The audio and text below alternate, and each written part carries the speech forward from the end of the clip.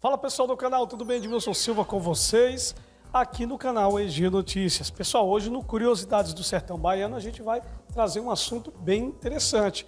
Você sabe o que é uma leitura de cordel? Se você não sabe, fique ligadinho que a gente vai falar sobre isso a partir de agora. A literatura de cordel, também conhecida no Brasil como folheto, literatura popular em verso ou simplesmente cordel, é um gênero literário popular escrito frequentemente na forma rimada, originado em relatos orais e depois impresso em folhetos. Remonta-se ao século XVI, quando o Renascimento popularizou a impressão de relatos orais e mantém-se uma forma literária popular no Brasil. O nome tem origem na forma como tradicionalmente os folhetos eram expostos para a venda, pendurados em cordas, cordéis ou barbantes em Portugal. No Nordeste do Brasil, o nome foi herdado, mas a tradição do barbante não se perpetuou. O folheto brasileiro pode ou não estar exposto em barbantes. Alguns poemas são ilustrados como xilogravuras, também usados nas capas. As estrofes mais comuns são as de 10, 8 ou 6 versos. Para reunir os expoentes deste gênero literário típico do Brasil, foi fundada em 1988 a Academia Brasileira de Literatura de Cordel, com sede no Rio de Janeiro. Em 19 de novembro é comemorado o Dia do Cordelista, em homenagem ao nascimento de Leandro Gomes de Barros, nascido em 19 de novembro de 1865.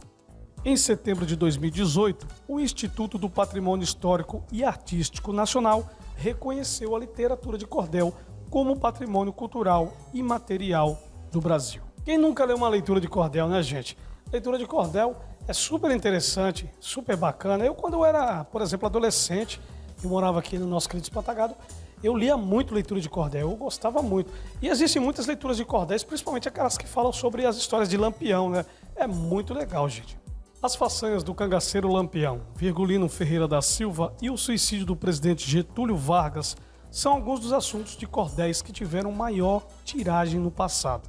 Não há limite para a criação de temas dos folhetos. Praticamente todo e qualquer assunto pode virar cordel nas mãos de um poeta competente. No Brasil, a literatura de cordel é produção típica do Nordeste, sobretudo nos estados de Pernambuco, da Paraíba, do Rio Grande do Norte, do Ceará e da Bahia. Os folhetos costumavam ser vendidos em mercados e feiras pelos próprios autores. Hoje também se faz presente em outros estados, como Rio de Janeiro, Minas Gerais e São Paulo. O cordel hoje é vendido em feiras culturais, casas de cultura, livrarias e nas apresentações dos cordelistas.